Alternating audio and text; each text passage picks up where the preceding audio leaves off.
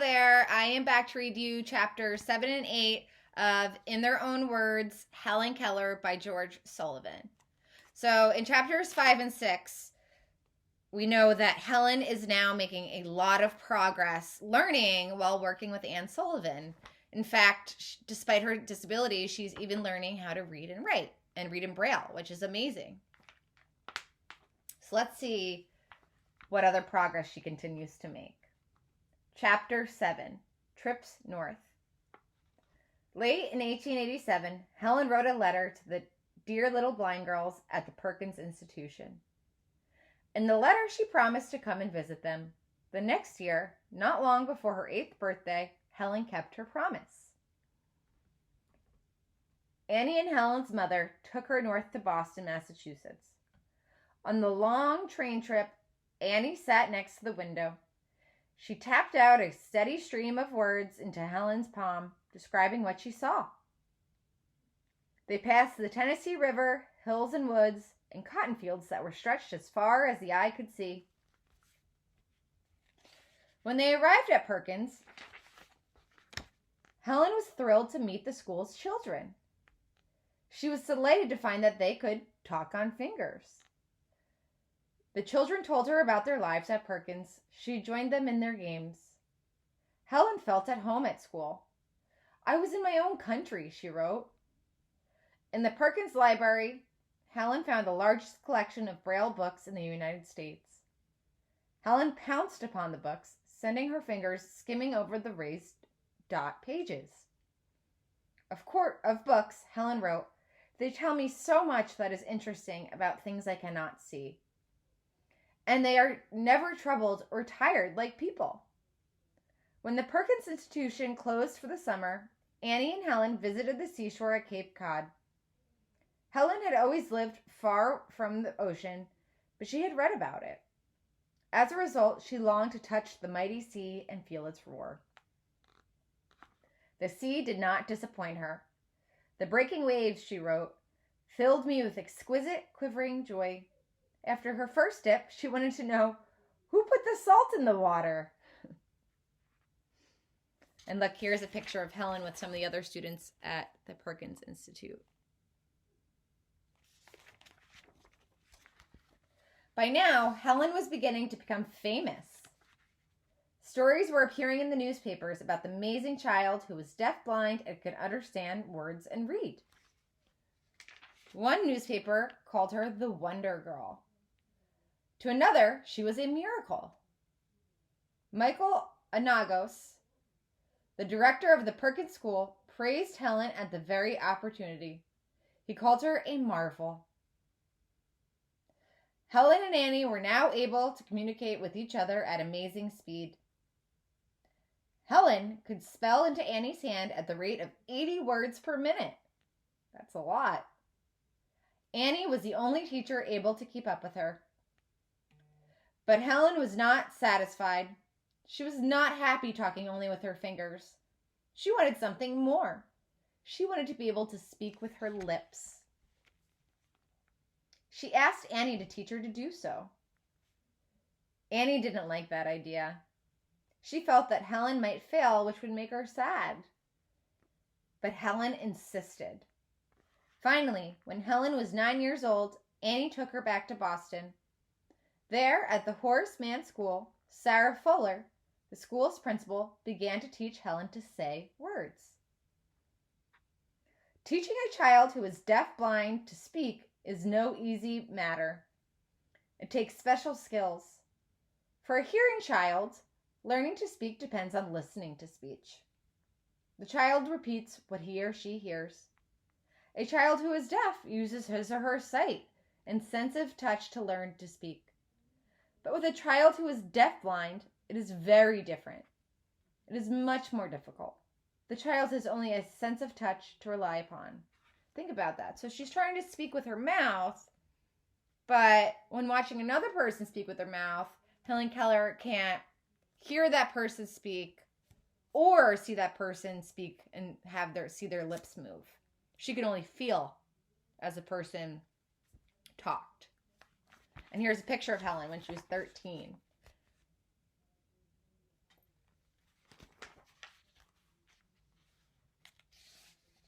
Helen described how Sarah Fuller tried to teach her. She passed my hand lightly over her face, and then let me feel the position of her tongue and lips when she made a sound.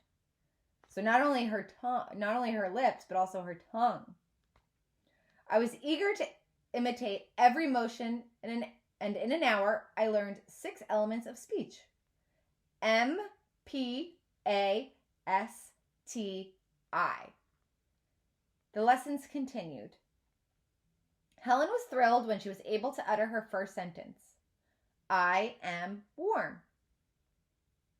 But the words were poorly formed. Only Sarah Fuller and Annie could understand from Helen's deep grunts what she was trying to say. Vocal cords produce a person's voice. But Helen's vocal cords were very weak because she had never spoken. She could not produce clear sounds. Helen realized this. In a letter to a friend in Boston, she wrote, "Oh, Carrie, how I should like to speak like other people. I should be willing to work night and day if it could only be accomplished. Think of what a joy it would be to all of my friends to hear me speak naturally." To help improve her voice, Helen entered the Wright Humason Oral School in New York City. Wright Humason Oral School in New York City. Annie was always at her side. Helen's classmates were mostly students who were deaf. The speech lessons did not produce the results that Helen had hoped for. She never learned to speak clearly. Most people could not understand her unless she spoke very slowly. She also had to use simple words. I suppose we aim too high, she wrote. Besides working on her ability to speak, Helen was also taught to read lips. She did this by feeling the movement of the speaker's lips and throat. The speaker had to speak slowly. Each word had to be pronounced very carefully. So basically, if a person was talking very slowly, Helen could either feel their throat or their lips and understand what they were saying in some instances. Helen's ability to read lips and speak had a more important benefit. She got to know even more about the world around her. Helen also studied arithmetic, geography, French, and German at the Wright Humason School. Geography and German were her favorite subjects. Arithmetic, which is math, bored her. Helen and her classmates went on many field trips in New York City. They visited the Statue of Liberty in Central Park. They went to museums and the theater. They even went to a dog show. Helen and Annie made many new friends in New York City. These included John D. Rockefeller and Andrew Carnegie, 2 of the richest and most famous business leaders of all time. Helen also met Mark Twain, the well-known author. Helen had read and loved Huckleberry Finn and many other of Twain's books. The 2 became close friends. When she met Twain, she ran her fingers through his hair and over his face. She put some violets she had been given into the buttonhole of his coat. She kissed him on the cheek when he said goodbye. Twain came to look upon Helen as the most remarkable woman he had ever met. He once heard a man feeling sorry for Helen because of the dullness of her life. Twain was quick to correct that idea. Blindness is an exciting business, I tell you, Twain declared. If you don't believe it, get up some dark night on the wrong side of the bed when the house is on fire and try to find the door. So look, here's a picture of Helen reading Annie Sullivan's lips. As you can see, look at her fingers. They're touching her mouth.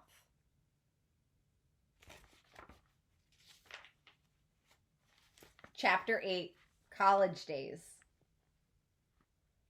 Helen was still attending the Wright Humason School in New York City when she received the news that her father had died.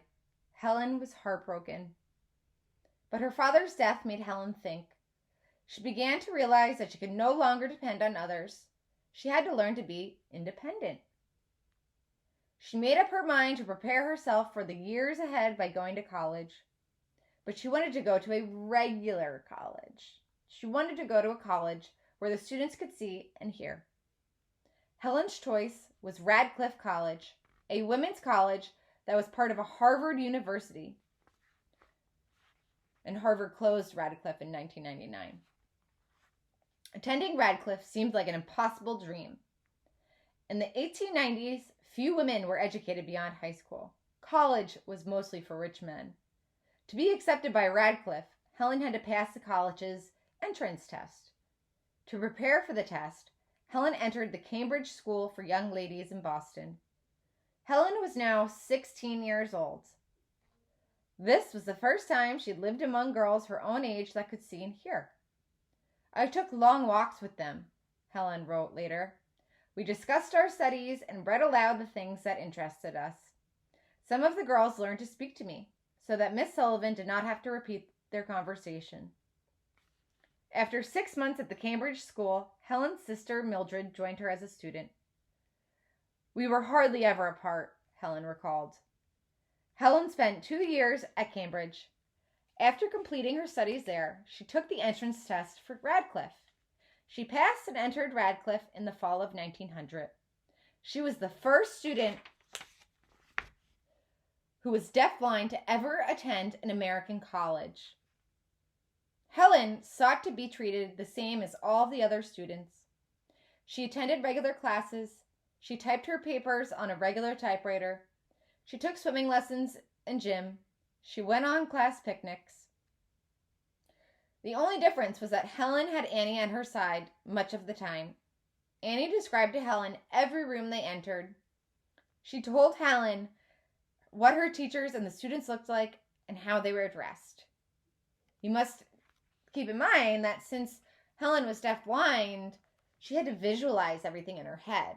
So Anne would communicate to her, this is what this person looks like, or this is what this room looks like. And then Helen had to envision that since she couldn't see. Books in Braille or raised letters were few. Each book that Helen was assigned to read had to be fingerspelled, letter by letter, into Helen's palm. Annie also spelled into Helen's hand all that was said in classroom lectures. When the teacher spoke rapidly, it was a problem.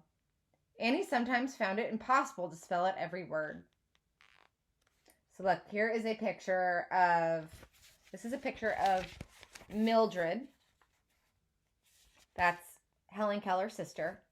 And then here's another picture of Helen Keller and Annie Sullivan during Helen's college years.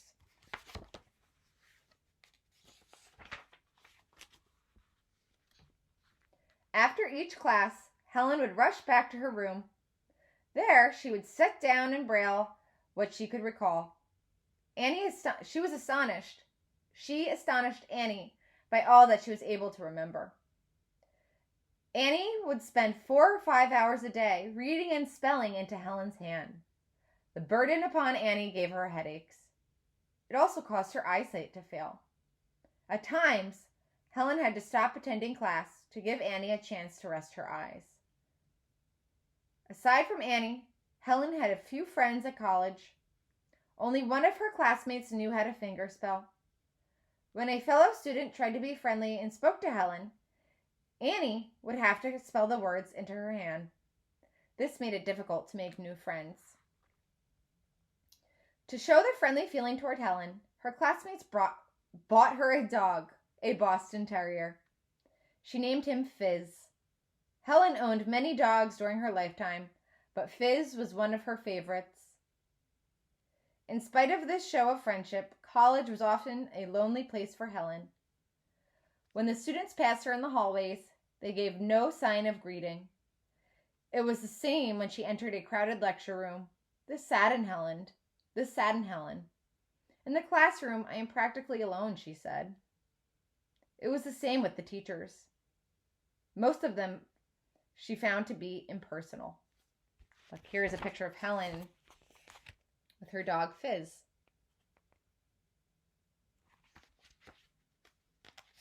Helen later remarked, "The professor is as remote from me as if he were talking through the telephone." Helen still managed to get excellent grades at Radcliffe. One of her teachers praised her for the compositions that she wrote. He suggested that she write about herself. He wanted her to tell about the unusual world in which she lived.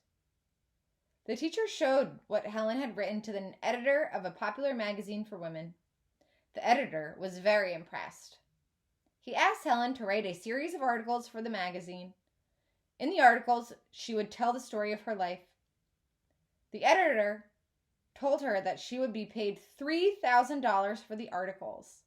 Helen was thrilled. At the same time, $3,000 was as much as the average American earned in an entire year. Remember, this is now the early 1900s. Even with that, though, the value of money was much greater than it is compared to now. Helen agreed to write the articles. She and Annie asked 25-year-old John Macy to help them. Macy was an instructor at Harvard. He immediately learned the manual alphabet so that he could talk with Helen. As Macy worked with Helen, he marveled at her astounding memory. He said she remembered whole passages, some of which she had not seen for many weeks, meaning Helen has a great memory. After Helen's articles had appeared in the magazine, they were used in a book. The book was published in 1903. At the time, Helen was in her 3rd year at Radcliffe. The book was titled The Story of My Life. Helen dedicated the book to Alexander Graham Bell. She praised him as the man who has taught the deaf to speak and enabled the listening ear to hear speech from the Atlantic to the Rockies. Newspapers of the time praised The Story of My Life. It seems to be the style of a practice writer rather than a college girl, said the San Francisco Chronicle. The Literary Digest applauded the book because it was the story of someone who enjoyed life and did not feel sorry for herself. The Story of My Life became a remarkable success. In 1996, it was named one of the most important books of the 20th century by the New York Public Library.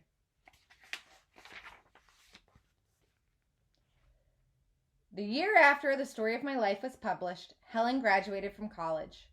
She was one of 96 young women who received their degrees from Radcliffe that year. So here's a picture of Helen when she graduated from Radcliffe with honors, which is an amazing achievement.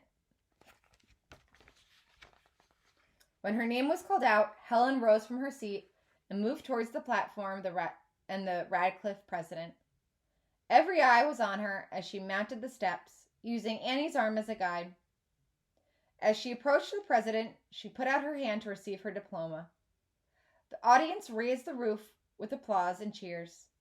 On Helen's diploma, the Latin words cum laude had been added, which meant with honors. College has breathed new life into my mind and given me new views of things, Helen said. I grow stronger in the conviction that there is nothing good or right which we cannot accomplish if we have the will to strive. In later years, however, Helen revealed that college had left her somewhat saddened. Radcliffe, Helen pointed out, had failed to take notice of all that Annie had done during her years there. Together we went through Radcliffe College, Helen wrote. Day after day during 4 years, she sat beside me in lecture halls and spelled into my hand word by word what the professors had said. And nearly all the books she read to me in the same way.